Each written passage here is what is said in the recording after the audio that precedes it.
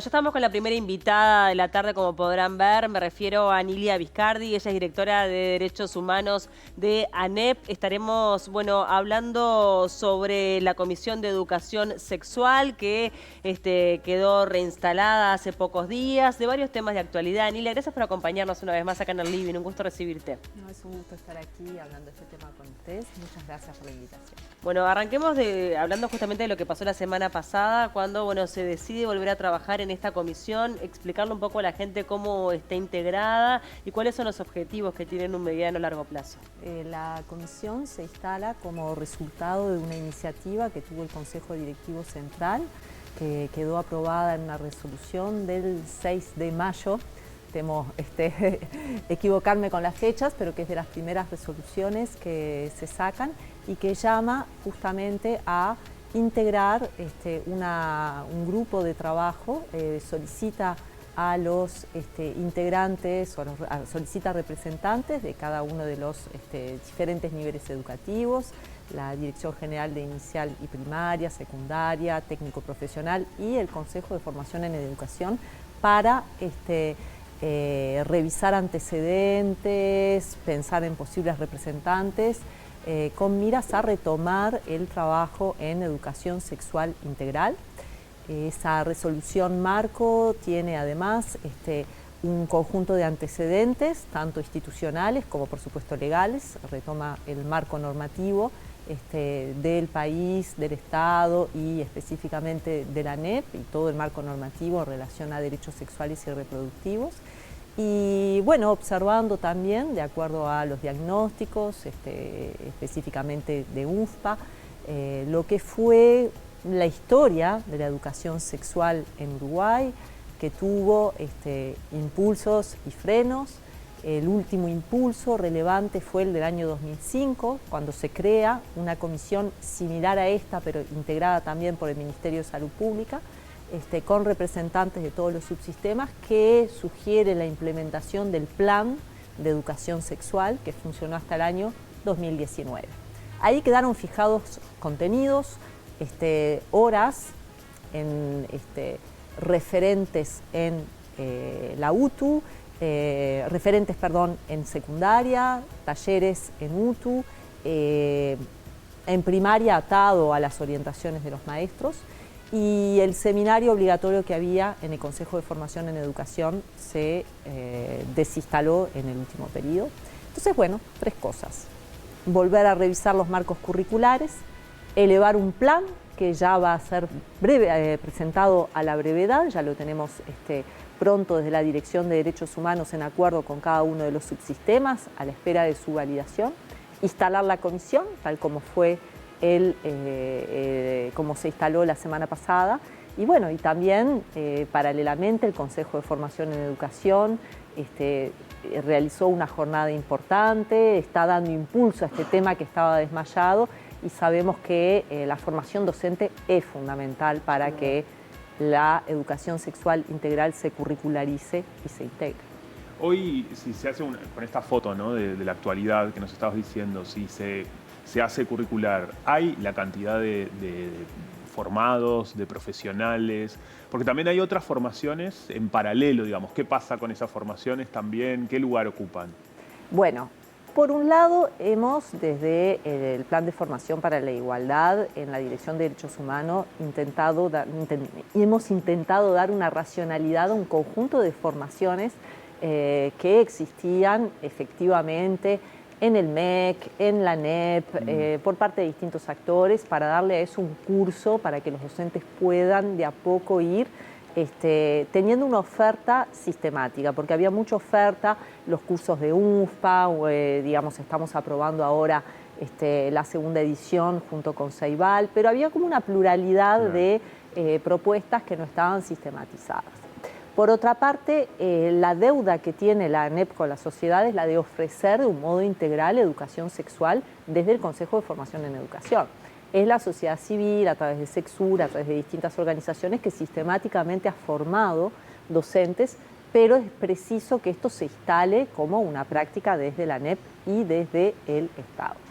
Hay recursos, hay docentes que tienen formación, hay especialistas, pero lo que no existe es una línea clara de sostenibilidad de la educación sexual integral en todos los niveles educativos, sostenible para los alumnos y para los docentes como opción profesional, que sobre eso vamos a estar avanzando, y que, bueno, respete, como lo ha sido siempre en la ANEP, pero con cierta revisión, bueno, los contenidos curriculares para cada nivel educativo, lo que corresponde a la infancia, a la niñez temprana, aquello que es más cercano a los adolescentes.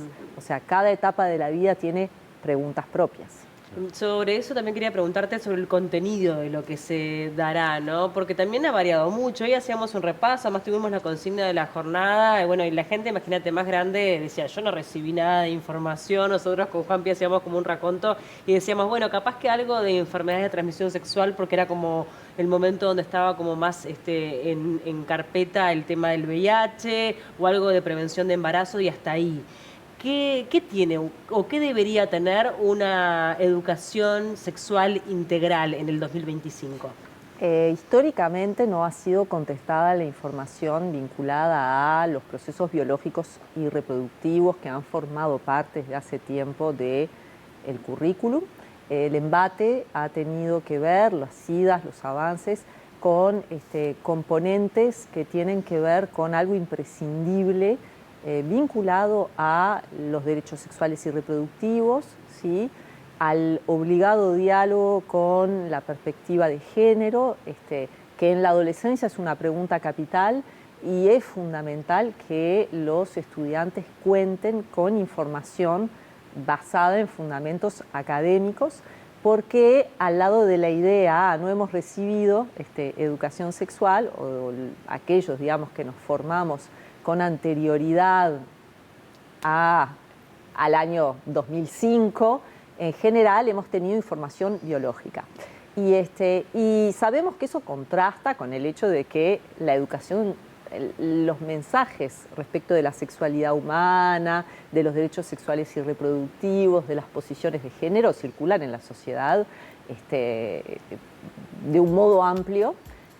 Y los agentes discursivos en relación a eso son múltiples. Por lo tanto, lo que tiene que garantizar el Estado es que los contenidos educativos tengan respuesta para estudiantes, para docentes y para familias al interior de la ANEP sobre bases de salud mental, social, biológica, reproductiva y, por supuesto, de derechos sexuales y reproductivos, de un modo sistemático que aborde la biología y la ley para dar una información sostenible para que los estudiantes puedan gozar de sus derechos sexuales y reproductivos y tener la información actualizada, lidiar también con los fenómenos expansivos de la sociedad digital que modifican los vínculos, las relaciones afectivas, que también modifican las formas tradicionales de prácticas de algunas dinámicas de violencia sexual,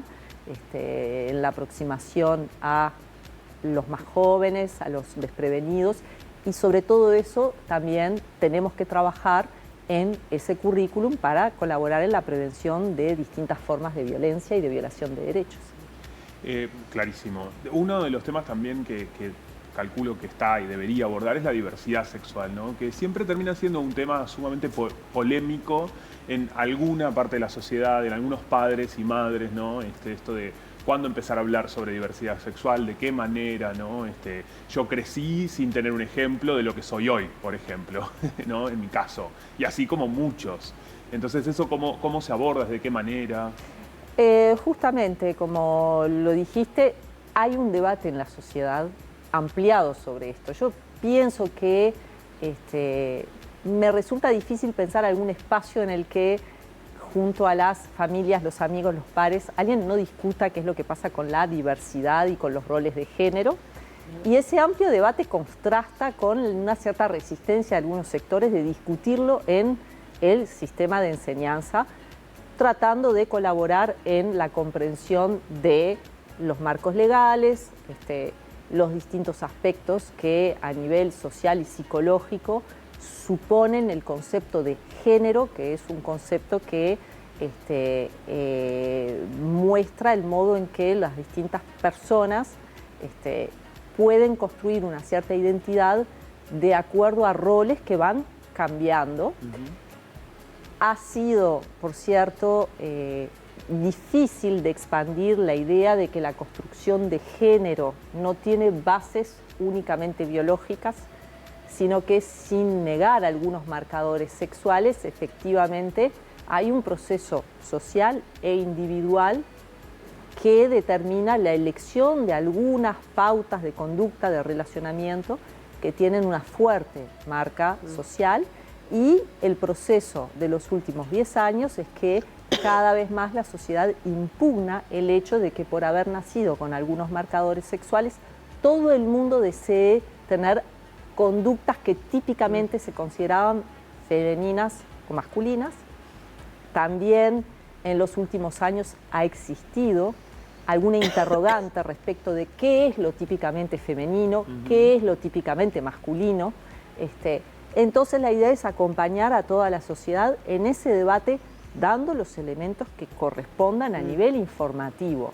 La elección es de los individuos y el respeto de la elección individual, eso evidentemente forma parte también de los marcos de derechos que no tienen que ver con imposición, sino que tienen que ver con el derecho a las personas a acceder a la información. Independientemente de lo que es la formación del docente, ¿no? Eso que hablábamos de que hay algunos que de repente tienen más formación, me imagino que debe haber un montón que dicen, mira, no sé para dónde arrancar, y que a partir de ahora van a poder tener una guía o al menos un programa en el que basarse. ¿Qué posibilidad hay de que haya acompañamiento psicológico en todos los centros educativos? Porque en algunos hay, pero no en todos, o de repente no dan abasto para poder cubrir las necesidades de muchísimos alumnos.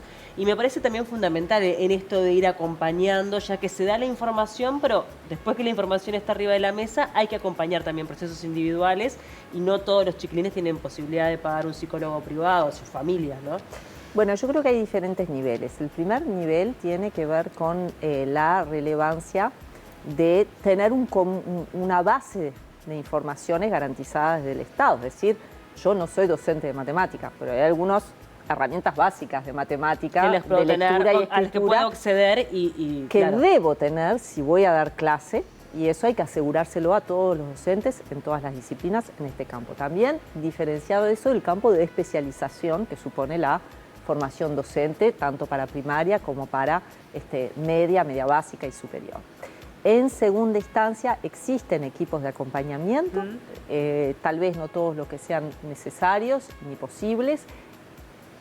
Es difícil pensar un sistema de enseñanza que desde el sistema de enseñanza pueda acompañar cada proceso individual, pero sí es posible pensar un sistema de enseñanza que trabaje con el Ministerio de Salud Pública, tal como lo está impulsando el Ministerio de Salud Pública, en una estrategia estatal de salud sexual y reproductiva. O sea que allí hay que apostar a la articulación con los profesionales que correspondan, y tal vez a dinámicas que no sean estrictamente individuales, sino colectivas.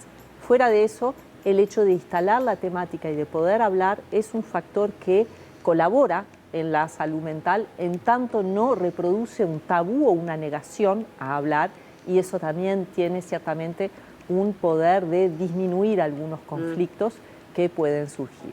Los estudios de educación que hemos acompañado y hemos leído muestran también desde el punto de vista de del vínculo y de la trayectoria educativa un factor de protección en lo que tiene que ver con la construcción de la identidad. Aquellos centros educativos que dan margen a que los adolescentes puedan debatir respecto de la identidad y su construcción suelen proteger las trayectorias educativas, porque la construcción de la relación con el saber es indisociable de la construcción de la propia identidad.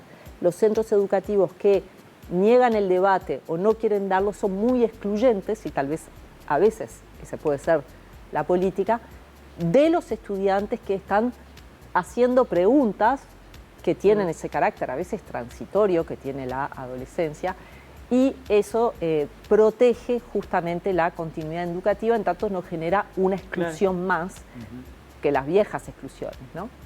¿Hay un gran porcentaje de esos centros educativos que niegan o que prefieren? No tenemos una estadística, pero en la medida en que el mensaje no es claro, no porque se haya quitado, porque la palabra aparece en el marco curricular, sino porque no se le destina a nivel curricular el espacio suficiente con todas las asignaturas y los tiempos, ese silenciamiento hace que muchos docentes deban resolver ellos mismos qué mensaje tienen que dar frente a situaciones puntuales, y eso de alguna manera hace que muchos docentes y muchos funcionarios, porque hablamos también de la capacitación de funcionarios, prefieran tomar posición por el silencio antes que comprometerse a una actitud proactiva que pueda ser perjudicial o ir en contra de los marcos esperados. Hablábamos también antes de estar al aire, un poco armando esta entrevista, de que el tema del suicidio adolescente también está como muy arriba de la mesa, que todo tiene que ver con, no siempre hay una línea directa, pero muchas veces sí. Y me gustaría también saber cómo que están trabajando también desde la Dirección de Derechos Humanos de la ANEP en este tema que genera tanta preocupación a la sociedad.